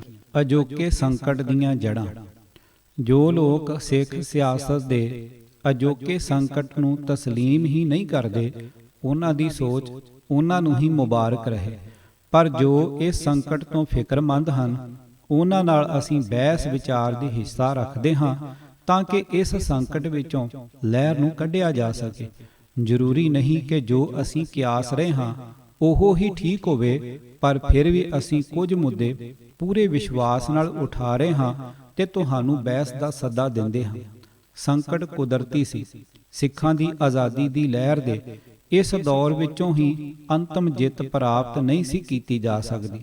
ਜੂਨ 1984 ਵਿੱਚ ਸ੍ਰੀ ਅਕਾਲ ਤਖਤ ਸਾਹਿਬ ਉੱਤੇ ਗੋਲੀਬਾਰੀ ਕਰਕੇ ਭਾਰਤੀ ਰਾਜ ਨੇ ਸਿੱਖਾਂ ਨੂੰ ਅਸਲ ਸੰਬੰਧਾਂ ਦਾ ਅਹਿਸਾਸ ਕਰਾਇਆ ਸੀ ਤੇ 1984 ਦੇ ਭਾਰਤੀ ਕੌਮ ਦੇ ਸਿੱਖਾਂ ਨਾਲ ਜਨਤਕ ਸੰਬੰਧਾਂ ਦੀ ਅਸਲ ਤਸਵੀਰ ਪੇਸ਼ ਕੀਤੀ ਸੀ। ਸਿੱਖਾਂ ਦੀ ਲਹਿਰ ਇਨ੍ਹਾਂ ਹਮਲਿਆਂ ਦਾ ਪ੍ਰਤੀਕਰਮ ਸੀ, ਇੱਕ ਐਸਾ ਪ੍ਰਤੀਕਰਮ ਜਿਸ ਦੇ ਲਈ ਸਿੱਖ ਕੌਮ ਪਹਿਲਾਂ ਤੋਂ ਹੀ ਪੂਰੀ ਤਰ੍ਹਾਂ ਤਿਆਰ ਨਹੀਂ ਸੀ। ਕੋਈ ਵੀ ਸਮਾਜਿਕ ਸਰਗਰਮੀ ਜੋ ਮਹਿਜ ਇੱਕ ਪ੍ਰਤੀਕਰਮ ਹੀ ਹੋਵੇ ਕਦੇ ਵੀ ਮਨੋਕਲਪਤ ਸਿੱਟੇ ਨਹੀਂ ਕੱਢ ਸਕਦੀ। ਹਾਂ, ਇਹ ਵਿਰੋਧੀ ਧਿਰ ਦੇ ਕਲਪਿਤ ਨਿਸ਼ਾਨਿਆਂ ਨੂੰ ਚਕਨਾਚੂਰ ਜ਼ਰੂਰ ਕਰ ਸਕਦੀ ਹੈ। ਭਾਰਤੀ ਰਾਜ ਵੱਲੋਂ ਸਿੱਖਾਂ ਨੂੰ ਪਹਿਲਾਂ 1947 ਤੋਂ ਹੀ ਗੁਲਾਮ ਰੱਖਿਆ ਜਾ ਰਿਹਾ ਸੀ। ਸਿੱਖ ਅੱਧ ਪਚੱਦੇ ਮਨ ਨਾਲ ਆਪਣੀ ਹੱਕ ਰਸਾਈ ਲਈ ਹੱਥ ਪੈਰ ਮਾਰ ਰਹੇ ਸਨ। ਭਾਰਤੀ ਕੌਮ ਨੂੰ ਇਹ ਚੰਗਾ ਨਹੀਂ ਸੀ ਲੱਗਦਾ। ਉਹਨਾਂ ਸਿੱਖਾਂ ਨੂੰ ਸਬਕ ਸਿਖਾਉਣ ਦੀ ਸੋਚੀ। ਸਦਾ ਵਾਸਤੇ ਚਿੱਤ ਕਰਨ ਤੇ ਗੁਲਾਮੀ ਨੂੰ ਮਨੋਂ ਕਬੂਲ ਕਰਾਉਣ ਲਈ ਕੀਤੇ ਹਮਲਿਆਂ ਦਾ ਸਿੱਖ ਕੌਮ ਨੇ ਪੂਰੀ ਦਲੇਰੀ ਤੇ ਦ੍ਰਿੜਤਾ ਨਾਲ ਜਵਾਬ ਦਿੱਤਾ। ਕਮਾਲ ਦੀ ਸੂਰਮਗਤੀ ਵਿਖਾਉਂਦਿਆਂ ਹਜ਼ਾਰਾਂ ਨੌਜਵਾਨਾਂ ਨੇ ਕੁਰਬਾਨੀਆਂ ਦਿੱਤੀਆਂ। ਭਾਰਤੀ ਹਾਕਮਾਂ ਦੇ ਉਹ ਮਨਸੂਬੇ ਫੇਲ ਹੋਏ ਕਿ ਸਿੱਖਾਂ ਨੂੰ ਬੇਗੈਰਤ ਕਰ ਦਿੱਤਾ ਜਾਵੇ। ਅਣਖ ਤੇ ਗੈਰਤ ਉੱਪਰ ਹੋਏ ਮਾਰੂਵਾਰ ਦਾ ਸਿੱਖ ਕੌਮ ਵੱਲੋਂ ਡਟ ਕੇ ਮੁਕਾਬਲਾ ਕੀਤਾ ਗਿਆ ਤੇ ਇਸ ਵਿੱਚ ਉਹਨਾਂ ਭਾਰਤੀ ਹਮਲਾ ਪਛਾੜ ਕੇ ਜਿੱਤ ਹਾਸਲ ਕੀਤੀ। ਜੇਕਰ ਲੜਾਈ ਇਤਨੀ ਹੀ ਹੁੰਦੀ ਕਿ ਨਵੇਂ ਹਮਲੇ ਨੂੰ ਪਛਾੜਨਾ ਹੈ ਤਾਂ ਸਿੱਖ ਕੌਮ 1999 ਵਿੱਚ ਜਿੱਤ ਪ੍ਰਾਪਤ ਕਰ ਚੁੱਕੀ ਸੀ, ਜਦ ਭਾਰਤੀ ਕੌਮ ਦੀ ਹੀਰੋਇਨ ਇੰਦਰਾ ਦਾ ਨਾਸ਼ ਕਰਨ ਵਾਲੇ ਸ਼ਹੀਦ ਭਾਈ ਬੇਅੰਤ ਸਿੰਘ ਦੇ ਪਰਿਵਾਰ ਦੇ 2 ਜੀ ਭਾਰਤੀ ਪਾਰਲੀਮੈਂਟ ਵਿੱਚ ਪੂਰੀ ਸ਼ਾਨ ਨਾਲ ਪਹੁੰਚ ਕੇ ਇਸ ਨੂੰ ਸ਼ਰਮਸ਼ਾਰ ਕਰ ਰਹੇ ਸਨ। ਦੁਸ਼ਮਣ ਵੱਲੋਂ ਛੇੜੀ ਇਸ ਲੜਾਈ ਦੇ ਦੌਰਾਨ ਹੀ ਸ੍ਰੀ ਅਕਾਲ ਤਖਤ ਸਾਹਿਬ ਤੋਂ ਖਾਲਿਸਤਾਨ ਦਾ ਐਲਾਨ ਕਰਕੇ ਸਿੱਖ ਕੌਮ ਵੱਲੋਂ ਭਾਰਤੀ ਰਾਜ ਵਿਰੁੱਧ ਬੁਨਿਆਦੀ ਲੜਾਈ ਵੀ ਲੜੀ ਜਾ ਰਹੀ ਸੀ। ਇਸ ਐਲਾਨ ਤੋਂ ਬਾਅਦ ਦੋਹਾਂ ਲੜਾਈਆਂ ਦਾ ਮਿਲਗੋਭਾ ਜਿਹਾ ਬਣ ਗਿਆ।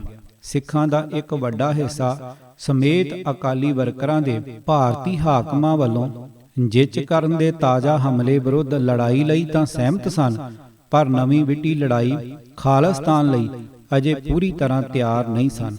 ਉਹਨਾਂ ਵਿੱਚੋਂ ਕੁਝ ਇਸ ਨਵੇਂ ਫਰੰਟ ਖਾਲਿਸਤਾਨ ਦੇ ਐਲਾਨ ਨੂੰ ਭਾਰਤੀ ਯੁੱਧ ਨੀਤੀ ਦਾ ਇੱਕ ਹਿੱਸਾ ਮੰਨ ਕੇ ਇਹ ਸ਼ੰਕੇ ਖੜੇ ਕਰਨ ਲੱਗੇ ਕਿ ਇਸ ਨਾਲ ਸਿੱਖ ਕੌਮ ਦੀ ਹਾਨੀ ਹੋਵੇਗੀ। ਇਸ ਤਰ੍ਹਾਂ ਲੜਾਈ ਦੇ 2 ਫਰੰਟ ਖੁੱਲ ਚੁੱਕੇ ਸਨ। ਆਜ਼ਾਦੀ ਦੇ ਫਰੰਟ ਦੀ ਲੀਡਰਸ਼ਿਪ ਦੂਜੇ ਫਰੰਟ ਤੱਕ ਸੀਮਤ ਲੋਕਾਂ ਨੂੰ ਡਰਪੋਕ ਜਾਂ ਦਿੱਲੀ ਦੇ ਏਜੰਟ ਸਮਝ ਰਹੀ ਸੀ। ਇਸ ਮੌਕੇ ਤੇ ਆਜ਼ਾਦੀ ਦੀ ਵਕਾਲਤ ਕਰਨ ਵਾਲਿਆਂ ਨੇ ਸਮੁੱਚੀ ਸਿੱਖ ਕੌਮ ਅੰਦਰਲੀ ਲਹਿਰ ਨੂੰ ਆਪਣੇ ਨਿਸ਼ਾਨੇ ਦੀ ਪੈਰੋਕਾਰ ਸਮਝ ਲਿਆ, ਜਦ ਕਿ ਦੂਜੀ ਧਿਰ ਜੋ ਕਿ ਕਾਫੀ ਚਤੁਰ ਸੀ, ਸਮੁੱਚੀ ਲਹਿਰ ਨੂੰ ਜ਼ਖਮਾਂ ਤੇ ਮਲਮ ਲਾਉਣ ਤੱਕ ਦੀ ਸੀਮਾ ਵਿੱਚ ਹੀ ਵਗਲਦੀ ਰਹੀ। ਦੋਹਾਂ ਧਿਰਾਂ ਵੱਲੋਂ ਅਸਲੀਅਤ ਦੇ ਗਲਤ ਅੰਦਾਜ਼ੇ ਲਾਏ ਗਏ। ਇਹ ਤਾਂ ਸੱਚ ਸੀ ਕਿ ਸਿੱਖ ਜਗਤ ਭਾਰਤੀ ਹਕੂਮਤ ਵੱਲੋਂ ਕੀਤੇ ਤਾਜ਼ਾ ਹਮਲੇ ਦਾ ਮੂੰਹ ਤੋੜਵਾਂ ਜਵਾਬ ਦੇਣ ਲਈ ਤਿਆਰ ਸੀ, ਪਰ ਇਹ ਪੂਰਾ ਸੱਚ ਨਹੀਂ ਸੀ ਕਿ ਉਹ ਇੱਕਦਮ ਇਸ ਲੜਾਈ ਨੂੰ ਅੰਤਮ ਨਿਸ਼ਾਨੇ ਤੱਕ ਲੜਨ ਲਈ ਤਿਆਰ ਹੋ ਚੁੱਕਿਆ ਹੈ। ਆਜ਼ਾਦੀ ਵਾਲੀ ਧਿਰ ਨੂੰ ਇਹ ਮੰਨ ਕੇ ਚੱਲਣਾ ਚਾਹੀਦਾ ਸੀ ਕਿ ਉਹਨਾਂ ਦਾ ਸੰਕਲਪ ਦਰੁਸਤ ਹੋਣ ਦੇ ਬਾਵਜੂਦ ਲੋਕਾਂ ਨੇ ਅਜੇ ਤੱਕ ਇਸ ਨੂੰ ਆਤਮ ਸ਼ਾਂਤ ਨਹੀਂ ਕੀਤਾ ਅਤੇ ਉਹਨਾਂ ਨੂੰ ਉਸ ਹੱਦ ਤੱਕ ਨਿਰੰਤਰ ਲੜਾਈ ਲੜਨ ਲਈ ਆਪਣੇ ਆਪ ਨੂੰ ਅਤੇ ਲੋਕਾਂ ਨੂੰ ਤਿਆਰ ਕਰਨ ਲਈ ਕਾਫੀ ਮਿਹਨਤ ਤੇ ਸਮੇਂ ਦੀ ਲੋੜ ਹੈ। ਪਰੰਤੂ ਜਜ਼ਬਾਤ ਦੇ ਜ਼ੋਰ ਅਤੇ ਕੁਝ ਸੱਜਣਾ ਮਿੱਤਰਾਂ ਦੀਆਂ ਸਲਾਹਾਂ ਸਦਕਾ ਇਹ ਧਿਰ ਕਾਹਲੇਪਣ ਦਾ ਸ਼ਿਕਾਰ ਹੋਈ ਤੇ ਇਸ ਨਵੀਂ ਵਿੱਢੀ ਲੜਾਈ ਨੂੰ ਚਰਮ ਸੀਮਾ ਤੱਕ ਉਸ ਵੇਲੇ ਲੈ ਗਈ ਜਦ ਕਿ ਇਹ ਮੁੱਢਲੀ ਪ੍ਰਾਇਮਰੀ ਸਟੇਜ ਵਿੱਚ ਹੀ ਸੀ। ਇਸ ਹਾਲਤ ਵਿੱਚ ਲੜੀ ਗਈ ਲੜਾਈ ਦੇ ਸਿੱਟੇ ਇਹੋ ਹੀ ਨਿਕਲਣੇ ਸਨ ਜੋ ਅੱਜ ਸਾਡੇ ਸਾਹਮਣੇ ਹਨ।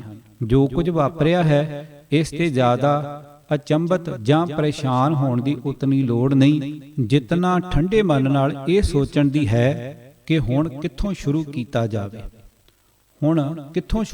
ਜਾਵੇ।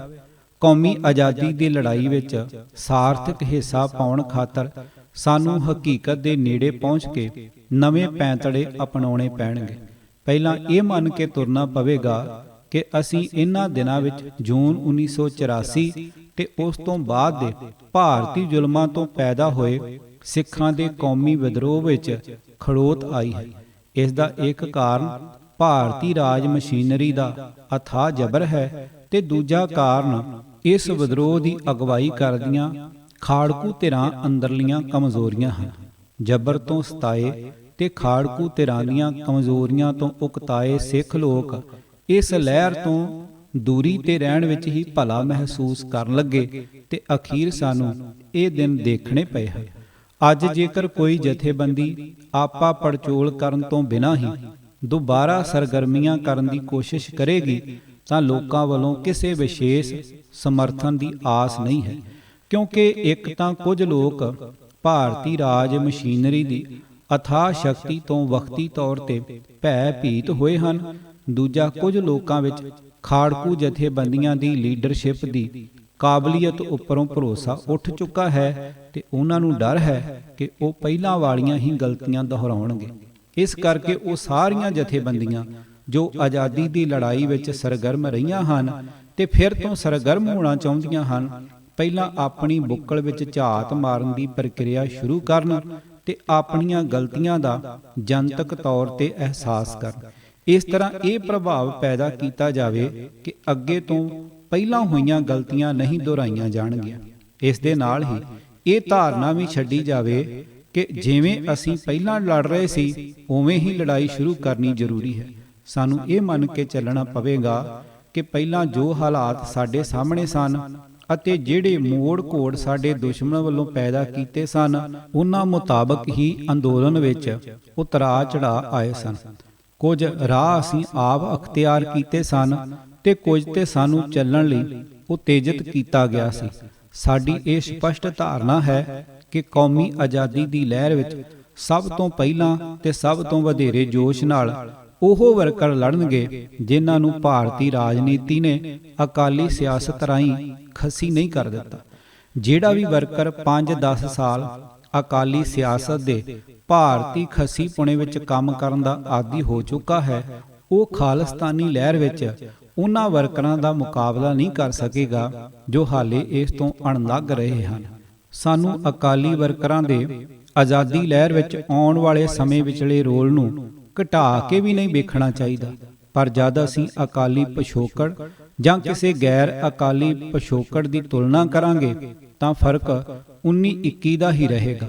ਅਸੀਂ ਸਮਝਦੇ ਹਾਂ ਕਿ ਉਹ ਸਾਰੇ ਸਿੱਖ ਜੋ ਆਪਣੀ ਜ਼ਿੰਦਗੀ ਵਿੱਚ ਭਾਰਤੀ ਰਾਜ ਦੀਆਂ ਬੁਰਾਈਆਂ ਵਿਰੁੱਧ ਕਿਸੇ ਨਾ ਕਿਸੇ ਤਰ੍ਹਾਂ ਲੜਾਈਆਂ ਲੜਦੇ ਰਹੇ ਹਨ, ਚਾਹੇ ਉਹ ਕਾਮਰੇਡ ਹੀ ਹੋਣ, ਉਹ ਅੱਜ ਵੀ ਜੇਕਰ ਬਾਣੀ ਤੇ ਬਾਣੇ ਦਾ ਓਟ ਆਸਰਾ ਕਬੂਲ ਕਰ ਲੈਣ ਤਾਂ ਉਹ ਸਤਿਕਾਰਯੋਗ ਆਜ਼ਾਦੀ ਘੁਲਾਟੀਏ ਬਣ ਸਕਦੇ ਹਨ। ਇਸੇ ਤਰ੍ਹਾਂ ਕੁਝ ਇੱਕ ਅਕਾਲੀ ਪਿਛੋਕੜ ਵਾਲੇ ਉਮਰਾ ਨੰਗਲ, ਬਰਨਾਲਾ, ਅਮਰਿੰਦਰ ਆਦਿ ਭਾਵੇਂ ਦੇਖਣ ਨੂੰ ਕਿਤੇ ਚੰਗੇ ਅਕਾਲੀ ਲੱਗਣ ਜਾਂ ਰਹੇ ਹੋਣ, ਉਹ ਆਜ਼ਾਦੀ ਦੀ ਲਹਿਰ ਦੇ ਗਦਾਰ ਸਾਬਤ ਹੋਣਗੇ। ਇਸ ਲਈ ਸਾਨੂੰ ਆਪਣੀ ਲਹਿਰ ਦੇ ਘੇਰੇ ਵਿੱਚ ਆਉਣ ਵਾਲੇ ਹਰੇਕ ਸਿੱਖ ਦੇ ਪਿਛੋਕੜ ਤੇ ਝਾਤ ਮਾਰਦਿਆਂ ਇਹ ਦੇਖਣਾ ਵੀ ਜ਼ਰੂਰੀ ਹੋਵੇਗਾ ਕਿ ਕੀ ਉਹ ਭਾਰਤੀ ਰਾਜਨੀਤਿਕ ਮਾਪਦੰਡਾਂ ਦਾ ਧਾਰਨੀ ਰਿਹਾ ਹੈ ਜਾਂ ਉਹਨਾਂ ਵਿਰੁੱਧ ਕਿਰਿਆਸ਼ੀਲ ਰਿਹਾ ਹੈ। ਕੁਝ ਸਾਨੂੰ ਕੋਸ਼ਿਸ਼ ਕਰਨੀ ਚਾਹੀਦੀ ਹੈ ਕਿ ਅਕਾਲੀ ਜਾਂ ਗੈਰ ਅਕਾਲੀ ਪਿਛੋਕੜ ਵਿੱਚੋਂ ਕਿਸੇ ਨੂੰ ਵਡਿਆਉਣ ਜਾਂ ਨਿੰਦਣ ਤੋਂ ਗੁਰੇਜ਼ ਕਰਦਿਆਂ ਖਾਲਸਾਈ ਲਹਿਰ ਵਿੱਚ ਲੋਕਾਂ ਦੀ ਸ਼ਮੂਲੀਅਤ ਵਧਾਈ ਜਾਵੇ ਤੇ ਹਰੇਕ ਸਾਬਕਾ ਅਕਾਲੀ, ਕਾਂਗਰਸੀ, ਕਾਮਰੇਡ, ਸੋਸ਼ਲਿਸਟ, ਨਕਸਲਾਈਟ ਆਦਿ ਨੂੰ ਸਿੱਖੀ ਅਸੂਲਾਂ ਦੇ ਤਹਿਤ ਇੱਕ ਨਵਾਂ ਸਮਾਜ ਸਿਰਜਣ ਲਈ ਬਣਾਏ ਜਾ ਰਹੇ ਇੱਕ ਆਜ਼ਾਦ ਦੇਸ਼ ਵਾਸਤੇ ਚੱਲ ਰਹੇ ਘੋਲ ਵਿੱਚ ਸ਼ਾਮਲ ਹੋਣ ਦਾ ਸੱਦਾ ਦਿੱਤਾ ਜਾਵੇ। ਅਕਾਲੀ ਪਾਰਟੀ ਬਾਰੇ ਦਰੁਸਤ ਨਜ਼ਰੀਆ ਕੀ ਹੋਣਾ ਚਾਹੀਦਾ ਹੈ? ਅਕਾਲੀ ਪਾਰਟੀ ਇੱਕ ਹਕੀਕਤ ਹੈ, ਇਸ ਨੂੰ ਤਸਲੀਮ ਕਰਨਾ ਚਾਹੀਦਾ ਹੈ। ਇਹ ਭਾਰਤੀ ਰਾਜਨੀਤੀ ਦੇ ਪੂਰਨ ਪ੍ਰਭਾਵ ਅਧੀਨ ਪਰਪੱਕ ਹੋਈ ਸਿੱਖਾਂ ਦੀ ਇੱਕ ਐਸੀ ਪਾਰਲੀਮਾਨੀ ਪਾਰਟੀ ਹੈ ਜੋ ਭਾਰਤ ਅੰਦਰਲੇ ਸਿੱਖਾਂ ਦੀ ਇੱਕ ਡੰਗ ਟਪਾਊ ਜ਼ਰੂਰਤ ਬਣ ਚੁੱਕੀ ਹੈ। ਸਿੱਖ ਕੌਮ ਲਈ ਇਸ ਦਾ ਰਾਜਨੀਤਿਕ ਮਹੱਤਵ ਰਿਹਾ ਹੈ ਤੇ ਇਸ ਨੇ ਆਜ਼ਾਦੀ ਦੀ ਸਟੇਜ ਤੱਕ ਪਹੁੰਚਣ ਲਈ ਸਿੱਖ ਕੌਮ ਦੀ ਕਾਫੀ ਮਦਦ ਵੀ ਕੀਤੀ ਹੈ। ਪਰ ਦੂਜੇ ਪਾਸੇ ਭਾਰਤੀ ਰਾਜ ਨਾਲ ਲਗਾਤਾਰ ਵਾਹ ਵਾਸਤਾ ਹੋਣ ਕਾਰਨ ਇਸ ਨੇ ਭਾਰਤੀ ਤੇ ਖਾਸ ਕਰਕੇ ਵੈਦਿਕ ਰਾਜਨੀਤੀ ਨੂੰ ਵੀ ਆਪਣੇ ਅੰਦਰ ਸਮੋਇਆ ਹੋਇਆ ਹੈ। ਜਦ ਤੱਕ ਸਿੱਖ ਜਨਤਾ ਅੰਦਰ ਕੌਮੀ ਚੇਤਨਤਾ ਪੂਰੀ ਤਰ੍ਹਾਂ ਪ੍ਰਚੰਡ ਨਹੀਂ ਹੁੰਦੀ ਤੇ ਉਹਨਾਂ ਦੇ ਦਿਲਾਂ ਵਿੱਚ ਵੈਦਿਕ ਸੱਭਿਆਚਾਰ ਪ੍ਰਤੀ ਘਿਰਣਾ ਪੈਦਾ ਨਹੀਂ ਹੁੰਦੀ, ਅਕਾਲੀ ਪਾਰਟੀ ਦੇ ਜਨਤਕ ਆਧਾਰ ਨੂੰ ਖਤਮ ਨਹੀਂ ਕੀਤਾ ਜਾ ਸਕਦਾ। ਭਾਰਤੀ ਰਾਜ ਅਕਾਲੀ ਪਾਰਟੀ ਉੱਤੇ ਜਦ ਹਮਲਾ ਕਰਦਾ ਹੈ ਤਾਂ ਉਹ ਇਸ ਨੂੰ ਖਤਮ ਕਰਨ ਲਈ ਨਹੀਂ ਕਰਦਾ, ਸਗੋਂ ਇਸ ਦਾ ਭਾਰਤੀਕਰਨ ਕਰਨ ਵਾਸਤੇ ਕਰਦਾ ਹੈ। ਉਹ ਜਾਣਦਾ ਹੈ ਕਿ ਸਿੱਖਾਂ ਨੂੰ ਗੁਲਾਮ ਬਣਾਈ ਰੱਖਣ ਲਈ ਅਕਾਲੀ ਪਾਰਟੀ ਦਾ ਸਾਥ ਜ਼ਰੂਰੀ ਹੈ। ਇਸ ਲਈ ਜਦ ਸਿੱਖਾਂ ਦੀ ਆਜ਼ਾਦੀ ਪਸੰਦ ਧਿਰ ਅਕਾਲੀ ਪਾਰਟੀ ਤੇ ਹਮਲਾ ਕਰਦੀ ਹੈ ਤਾਂ ਭਾਰਤੀ ਰਾਜ ਅਕਾਲੀ ਪਾਰਟੀ ਦੀ ਰਾਖੀ ਲਈ ਵੀ ਅੱਗੇ ਆਉਂਦਾ ਹੈ। ਉਸ ਦੀ ਸ਼ਾਨ ਵਧਾਉਣ ਲੌਂਗੋ ਦਲ ਦੀ ਵੀ ਕੋਸ਼ਿਸ਼ ਕਰਦਾ ਹੈ। ਨਵੇਂ ਚਿਹਰੇ ਅਮਰਿੰਦਰ ਸਿੰਘ ਵੀ ਦਾਖਲ ਕਰਦਾ ਹੈ ਅਤੇ ਮਾਇਕ ਮਦਦ ਵੀ ਦਿੰਦਾ ਹੈ, ਕੁੱਟਦਾ ਵੀ ਹੈ ਤੇ ਪਾਲਦਾ ਵੀ ਹੈ। ਇਹ ਭਾਰਤੀ ਰਾਜਨੀਤੀ ਦੀ ਚਾਲ ਹੈ। ਦੂਜੇ ਪਾਸੇ ਸਿੱਖ ਅਕਾਲੀ ਲੀਡਰਸ਼ਿਪ ਦੀ ਆਲੋਚਨਾ ਵੀ ਕਰਦੇ ਹਨ ਅਤੇ ਉਸ ਤੋਂ ਖਿਹੜਾ ਵੀ ਨਹੀਂ ਛਡਾਉਣਾ ਚਾਹੁੰਦੇ। ਡੰਗ ਟਪਾਉਣ ਲਈ ਅਕਾਲੀ ਧਿਰ ਅਜੇ ਸਿੱਖ ਕੌਮ ਦੀ ਇੱਕ ਮਜਬੂਰੀ ਹੈ। ਅਕਾਲੀ ਪਾਰਟੀ ਭਾਰਤੀ ਢਾਂਚੇ ਅੰਦਰਲੀ ਇੱਕ ਸਿੱਖ ਪਾਰਲੀਮਾਨੀ ਪਾਰਟੀ ਹੈ ਜਿਸ ਨੂੰ ਭਾਰਤੀ ਰਾਜ ਅੰਦਰ ਰਹਿੰਦਿਆਂ ਸਿੱਖਾਂ ਵੱਲੋਂ ਵਰਤਦੇ ਰਹਿਣਾ ਇੱਕ ਮਜਬੂਰੀ ਹੈ ਤੇ ਭਾਰਤੀ ਰਾਜ ਵੱਲੋਂ ਇਸ ਪਾਰਟੀ ਨਾਲ ਸੌਦੇਬਾਜ਼ੀ ਕਰਦੇ ਰਹਿਣਾ ਵੀ ਇੱਕ ਭਾਰਤੀ ਮਜਬੂਰੀ ਹੈ। ਸਾਨੂੰ ਇਹ ਮੰਨ ਕੇ ਚੱਲਣਾ ਚਾਹੀਦਾ ਹੈ ਕਿ ਭਾਰਤ ਅੰਦਰ ਵਸਦੇ ਸਿੱਖਾਂ ਦਾ ਇਹ ਇੱਕ ਡੰਗ ਟਪਾਊ ਪਲੇਟਫਾਰਮ ਹੈ ਜਿਸ ਨੇ ਮੌਕਾ ਪ੍ਰਸਤ ਢੰਗ ਨਾਲ ਸਿੱਖ ਕੌਮ ਤੇ ਭਾਰਤੀ ਰਾਜ ਦਰਮਿਆਨ ਇੱਕ ਪਾਰਲੀਮਾਨੀ ਖੇਡ ਖੇਡਣੀ ਹੁੰਦੀ ਹੈ। ਜਿੰਨਾ ਚਿਰ ਸਿੱਖਾਂ ਦਾ ਭਾਰਤ ਨਾਲੋਂ ਤੋੜ ਵਿਛੋੜਾ ਅੰਤਮ ਸਟੇਜ ਤੇ ਨਹੀਂ ਪਹੁੰਚ ਜਾਂਦਾ, ਅਕਾਲੀ ਦਲ ਤੋਂ ਸਾਡੀ ਕੌਮ ਦਾ ਖਹਿੜਾ ਛੁੱਟ ਨਹੀਂ ਸਕਦਾ। ਸੰਤ ਜਰਨੈਲ ਸਿੰਘ ਭਿੰਡਰਾਂ ਵਾਲਿਆਂ ਤੋਂ ਸਾਨੂੰ ਸਬਕ ਸਿੱਖਣਾ ਚਾਹੀਦਾ ਹੈ। ਉਹਨਾਂ ਅਕਾਲੀਆਂ ਨੂੰ ਮੌਕਾ ਪ੍ਰਸਤ ਸਮਝਦਿਆਂ ਵੀ ਉਹਨਾਂ ਨੂੰ ਇਕਮੁੱਠ ਕਰਨ ਲਈ ਰੋਲ ਅਦਾ ਕੀਤਾ ਤੇ ਫਿਰ ਉਹਨਾਂ ਦੇ ਧਰਮ ਯੁੱਧ ਵਿੱਚ ਵੀ ਸਹਿਯੋਗ ਦਿੱਤਾ। ਇੰਜ ਕਰਦਿਆਂ ਵੀ ਉਹਨਾਂ ਆਪਣੀ ਵੱਖਰੀ ਹੋਂਦ ਕਾਇਮ ਰੱਖੀ ਤੇ ਅਕਾਲੀਆਂ ਨੂੰ ਭਾਰਤੀ ਖੇਡ ਖੇਡਣ ਤੋਂ ਲਗਾਤਾਰ ਰੋਕਿਆ। ਆਖਰ ਇੱਕ ਐਸੇ ਮੋੜ ਤੇ ਅਕਾਲੀ ਸਿਆਸਤ ਖੜੀ ਕਰ ਦਿੱਤੀ ਕਿ ਉਹਦਾ ਪੋਲ ਨੰਗਾ ਹੋ ਗਿਆ। ਅੱਜ ਭਾਵੇਂ ਇੰਨ ਬਿਨ ਉਵੇਂ ਨਹੀਂ ਕੀਤਾ ਜਾ ਸਕਦਾ, ਪਰ ਫਿਰ ਵੀ ਕੁਝ ਹੱਦ ਤੱਕ ਇਹ ਢੰਗ ਵਰਤਣਯੋਗ ਹੈ। ਖਾਲਿਸਤਾਨੀ ਲਹਿਰ ਨਾਲ ਸੰਬੰਧਿਤ ਲੋਕ ਹੁਣ ਇਹ ਨਹੀਂ ਕਹਿ ਸਕਦੇ ਕਿ ਉਹ ਆਜ਼ਾਦੀ ਨਹੀਂ ਚਾਹੁੰਦੇ, ਕਿਉਂਕਿ ਇਹ ਨਾਰਾ ਇੱਕ ਹਕੀਕਤ ਬਣ ਚੁੱਕਿਆ ਹੈ। ਇਸ ਲਈ ਇੱਕ ਐਸਾ ਪਲੇਟਫਾਰਮ ਕਾਇਮ ਰੱਖਣਾ ਜ਼ਰੂਰੀ ਹੋ ਗਿਆ ਹੈ ਜੋ ਆਜ਼ਾਦੀ ਦੇ ਨਿਸ਼ਾਨੇ ਤੇ ਦ੍ਰਿੜ ਰਹੇ। ਇਸ ਨਿਸ਼ਾਨੇ ਵਾਲਾ ਪਲੇਟਫਾਰਮ ਜੇਕਰ ਆਪਣੇ ਆਪ ਨੂੰ ਇੱਕ ਅਕਾਲੀ ਦਲ ਦੇ ਰੂਪ ਵਿੱਚ ਰੱਖੇਗਾ ਤਾਂ ਪਾਰਲੀਮਾਨੀ ਲੋਕਾਂ ਦੇ ਸਿੱਖ ਧੜੇ ਵੱਖੋ ਵੱਖਰੇ ਰਹਿਣਗੇ। ਇਹ ਗੱਲ ਭਾਰਤੀ ਰਾਜ ਨੂੰ ਬਹੁਤ ਰਾਸ ਆਵੇਗੀ। ਅਜਿਹਾ ਮੌਕਾ ਨਾ ਪੈਦਾ ਹੋਵੇ, ਇਸ ਲਈ ਜ਼ਰੂਰੀ ਹੈ ਕਿ ਸਿੱਖਾਂ ਦਾ ਇੱਕੋ ਇੱਕ ਪਾਰਲੀਮਾਨ ਦਲ ਰਹੇ ਜੋ ਭਾਰਤੀ ਢਾਂਚੇ ਅੰਦਰ ਸਵਾਦ ਲੈਣ ਵਾਲਿਆਂ ਦਾ ਝੱਸ ਵੀ ਪੂਰਾ ਕਰਦਾ ਰਹੇ ਤੇ ਮੱਠਾ ਮੱਠਾ ਸੰਘਰਸ਼ ਕਰਨ ਵਾਲਿਆਂ ਦਾ ਵੀ ਸਵਾਦ ਪੂਰਾ ਕਰਦਾ ਰਹੇ। ਭਾਰਤੀ ਰਾਜ ਹੁਣ ਸਿੱਖ ਕੌਮ ਨੂੰ ਪਹਿਲਾਂ ਨਾਲੋਂ ਜ਼ਿਆਦਾ ਜਲੀਲ ਕਰਨ ਲਈ ਕਚੀਚੀਆਂ ਵੱਟ ਰਿਹਾ ਹੈ। ਇਸ ਕਰਕੇ ਹਰੇਕ ਅਕਾਲੀ ਦਲ ਦਾ ਭਾਰਤੀ ਰਾਜ ਵਿੱਚ ਭਾਈਵਾਲ ਬਣ ਕੇ ਸਵਾਦ ਲੈਣ ਦਾ ਕੋਈ ਖਾਸ ਮੌਕਾ ਆਉਣ ਵਾਲੇ ਸਮੇਂ ਸੰਭਵ ਨਹੀਂ ਹੈ। ਹਾਂ, ਜੇਕਰ ਅਕਾਲੀ ਲੀਡਰਸ਼ਿਪ ਜਲੀਲ ਹੋਣ ਦੇ ਬਾਵਜੂਦ ਵੀ ਬਰਨਾਲੇ ਵਾਂਗ ਭਾਰਤ ਨਾਲ ਚੰਬੜੇ ਰਹਿਣ ਨੂੰ ਤਰਜੀਹ ਦੇਵੇਗੀ ਤਾਂ ਇਸ ਦਾ ਕੌਮੀ ਆਧਾਰ ਆਪਣੇ ਆਪ ਖੁਰ ਜਾਵੇਗਾ ਤੇ ਸਾਡੇ ਵੱਲੋਂ ਇਸ ਤੇ ਸੱਟ ਮਾਰਨੀ ਸਿੱਖਾਂ ਨੂੰ ਓਪਰੀ ਨਹੀਂ ਲੱਗੇਗੀ। ਅਕਾਲੀ ਦਲਾਂ ਨੂੰ ਇਕੱਠੇ ਹੋ ਕੇ ਚੱਲਣ ਅਤੇ ਇੱਕ ਪਲੇਟਫਾਰਮ ਤੇ ਰਹਿ ਕੇ ਪਾਰਲੀਮਾਨੀ ਖੇਡ ਖੇਡਣ ਲਈ ਸਾਨੂੰ ਕਹਿਣਾ ਚਾਹੀਦਾ ਹੈ। ਇਸ ਦੇ ਨਾਲ ਹੀ ਅਕਾਲੀ ਦਲ ਦੀਆਂ ਹੇਠਲੀਆਂ ਸਫ਼ਾਂ ਅੰਦਰ ਭਾਰਤ ਦੀਆਂ ਕੌਮੀ ਜੜ੍ਹਾਂ ਹਿੰਦੂ ਵੋਟਾਂ ਪ੍ਰਤੀ ਚੌਕਸ ਰਹਿਣ ਦੀ ਲੋੜ ਦਾ ਅਹਿਸਾਸ ਕਰਾਉਣਾ ਚਾਹੀਦਾ ਹੈ। ਸਾਨੂੰ ਹੁਣ ਤੋਂ ਹੀ ਅਕਾਲੀ ਦਲ ਦਾ ਥਾਂ ਲੈਣ ਵਾਲੇ ਜਨਤਕ ਪਲੇਟਫਾਰਮ ਦੀ ਉਸਾਰੀ ਵਿੱਚ ਜੁਟ ਜਾਣਾ ਚਾਹੀਦਾ ਹੈ। ਇਹ ਪਲੇਟਫਾਰਮ ਸਪਸ਼ਟ ਤੌਰ ਤੇ ਆਜ਼ਾਦ ਸਿੱਖ ਰਾਜ ਦਾ ਨਿਸ਼ਾਨਾ ਮਿੱਥ ਕੇ ਚੱਲੇ, ਸਿੱਖ ਕੌਮ ਤੇ ਭਾਰਤੀ ਕੌਮ ਵਿਚਲੀ ਵਿਰੋਧਤਾਈ ਨੂੰ ਮੁੱਖ ਵਿਰੋਧਤਾਈ ਐਲਾਨ ਕਰੇ ਤੇ ਇਸ ਵਿਰੋਧਤਾਈ ਨੂੰ ਦਿਨੋਂ ਦਿਨ ਤਿੱਖਾ ਕਰਨ ਦੇ ਯਤਨ ਕਰਦਾ ਰਹੇ। ਭਾਰਤੀ ਕੌਮ ਹਿੰਦੂ ਦੀ ਇਹ ਚਤੁਰਾਈ ਖਤਮ ਕੀਤੀ ਜਾਵੇ ਕਿ ਉਹਨਾਂ ਦਾ ਸਿੱਖਾਂ ਨਾਲ ਲਹੂ ਮਾਸ ਦਾ ਰਿਸ਼ਤਾ ਹੈ। ਜੇਕਰ ਅਕਾਲੀ ਭਾਰਤੀ ਗੰਢ ਤਰੁੱਪ ਨਾਲ ਪੰਜਾਬ ਵਿੱਚ ਸੱਤਾ ਵਿੱਚ ਵੀ ਆ ਜਾਂਦੇ ਹਨ ਤਾਂ ਇਸ ਤੋਂ ਘਬਰਾਉਣਾ ਨਹੀਂ ਚਾਹੀਦਾ। ਖਾੜਕੂ ਤੇ ਅੱਤਵਾਦੀ ਵਿੱਚ ਵਖਰੇਵਾਂ। ਖਾੜਕੂ ਆਪਣੇ ਆਪ ਪੈਦਾ ਨਹੀਂ ਹੁੰਦੇ, ਨਾ ਕਿਸੇ ਦੇ ਖਤਮ ਕੀਤਿਆਂ ਇਹ ਖਤਮ ਹੁੰਦੇ ਹਨ। ਕੋਈ ਬੇਈਮਾਨ ਲਹਿਰ ਖਾੜਕੂ ਪੈਦਾ ਨਹੀਂ ਕਰ ਸਕਦੀ ਤੇ ਕੋਈ ਖਾੜਕੂ ਬੇਈਮਾਨ ਹੋ ਕੇ ਖਾੜਕੂ ਨਹੀਂ ਰਹਿ ਸਕਦਾ। ਹਾਂ, ਖਾੜਕੂ ਤੇ ਅੱਤਵਾਦੀ ਵਿੱਚ ਫਰਕ ਹੁੰਦਾ ਹੈ। ਬਾਹਰੋਂ ਦੇਖਣ ਨੂੰ ਇਹ ਮਹਿਸੂਸ ਨਹੀਂ ਹੁੰਦਾ, ਪਰ ਜਿਹੜਾ ਬੰਦਾ ਖਾੜਕੂਆਂ ਦੇ ਭੇਸ ਵਿੱਚ ਵਿਚਰਦਾ ਸਿੱਖੀ ਸਿਧਾਂਤਾਂ ਨੂੰ ਛਿੱਕੇ ਟੰਗ ਕੇ ਸਿਰਫ ਦਹਿਸ਼ਤ ਹੀ ਫੈਲਾਉਂਦਾ ਹੈ ਤਾਂ ਉਸ ਦੀ ਰਾਜਨੀਤੀ ਦਾ ਹੀ ਆਸਰਾ ਲੈਂਦਾ ਹੈ, ਨਿੱਜੀ ਮੁਫਾਦ ਨੂੰ ਕੌਮੀ ਮੁਫਾਦ ਤੋਂ ਉੱਪਰ ਲੈ ਜਾਂਦਾ ਹੈ, ਉਹ ਅੱਤਵਾਦੀ ਹੁੰਦਾ ਹੈ ਤੇ ਅੱਤਵਾਦ ਹੀ ਉਸ ਦਾ ਸਿਧਾਂਤ ਹੁੰਦਾ ਹੈ। ਸਿੱਖ ਧਰਮ ਆਪਣੇ ਆਪ ਵਿੱਚ ਇੱਕ ਖਾੜਕੂ ਧਰਮ ਹੈ। ਖਾਲਸੇ ਦੀ ਸਿਰਜਣਾ ਸਮਾਜਿਕ ਕਰਹਿਤਾਂ ਤੇ ਜ਼ਬਰ ਜ਼ੁਲਮ ਦਾ ਨਾਸ਼ ਕਰਨ ਲਈ ਇੱਕ ਖਾੜਕੂ ਲਹਿਰ ਦੇ ਰੂਪ ਵਿੱਚ ਹੋਈ ਹੈ। ਜੋ ਖਾਲਸਾਈ ਸਿਧਾਂਤ ਤੋਂ ਦੂਰ ਜਾਂਦਾ ਹੈ ਉਹ ਖਾੜਕੂ ਸਮਾਜਿਕ ਰਹੁ ਰੀਤਾਂ ਤੋਂ ਦੂਰ ਜਾਂਦਾ ਹੈ। ਇਸ ਲਈ ਸਾਡੇ ਅੰਦਰ ਖਾਲਸਾਈ ਸਿਧਾਂਤ ਦੀ ਪਹਿਰੇਦਾਰੀ ਦਾ ਦ੍ਰਿੜ ਨਿਸ਼ਚਾ ਕਾਇਮ ਰਹੇ, ਇਹ ਵੀ ਖਾੜਕੂ ਲਹਿਰ ਦੇ ਕਾਇਮ ਰਹਿਣ ਲਈ ਜ਼ਰੂਰੀ ਹੈ। ਹਾਂ, ਸਾਰਾ ਖਾਲਸਾ ਖਾੜਕੂ ਬਣੇ, ਇਸ ਦੇ ਲਈ ਸਾਨੂੰ ਸਾਡੀ ਲਹਿਰ ਦੇ ਵਿੱਚੋਂ ਅੱਤਵਾਦੀਆਂ ਨੂੰ ਵੱਖਰੇ ਕਰਨਾ ਪਵੇਗਾ। ਜਿਨ੍ਹਾਂ ਨੇ ਅਸਲ ਲਹਿਰ ਨੂੰ ਬਦਨਾਮ ਕੀਤਾ ਉਹਨਾਂ ਉੱਤੇ ਉਂਗਲ ਧਰਨੀ ਪਵੇਗੀ ਤੇ ਸਾਰੀ ਕੌਮ ਨੂੰ ਮੁੜ ਖਾੜਕੂ ਸਰੂਪ ਦੇਣ ਦੀ ਕੋਸ਼ਿਸ਼ ਕਰਨੀ ਪਵੇਗੀ। ਸਿੱਖ ਅੱਤਵਾਦੀ ਨਹੀਂ ਬਣਨਗੇ, ਪਰ ਸਮਾਜ ਅੰਦਰੋਂ ਗੰਦ ਸਾਫ਼ ਕਰਨ ਲਈ ਸਿੱਖ ਆਪਣੀਆਂ ਖਾੜਕੂ ਰਵਾਇਤਾਂ ਸਦਾ ਕਾਇਮ ਰੱਖਣਗੇ।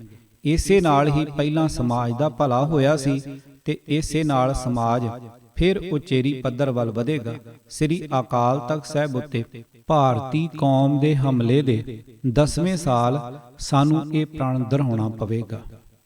ਕਿਤਾਬ ਸ਼ਹੀਦ ਜਸਵੰਤ ਸਿੰਘ ਖਾਲੜਾ, ਸੋਚ, ਸੰਘਰਸ਼ ਤੇ ਸ਼ਹਾਦਤ, ਲੇਖਕ ਸਰਦਾਰ ਅਜਮੇਰ ਸਿੰਘ, ਭਾਗ 8ਵਾਂ। ਪੂਰੀ ਕਿਤਾਬ ਸੁਣਨ ਵਾਸਤੇ YouTube channel Gurjant Singh Roopwali subscribe ਕਰੋ। ਵਾਹਿਗੁਰੂ ਜੀ ਕਾ ਖਾਲਸਾ, ਵਾਹਿਗੁਰੂ ਜੀ ਕੀ ਫਤਿਹ।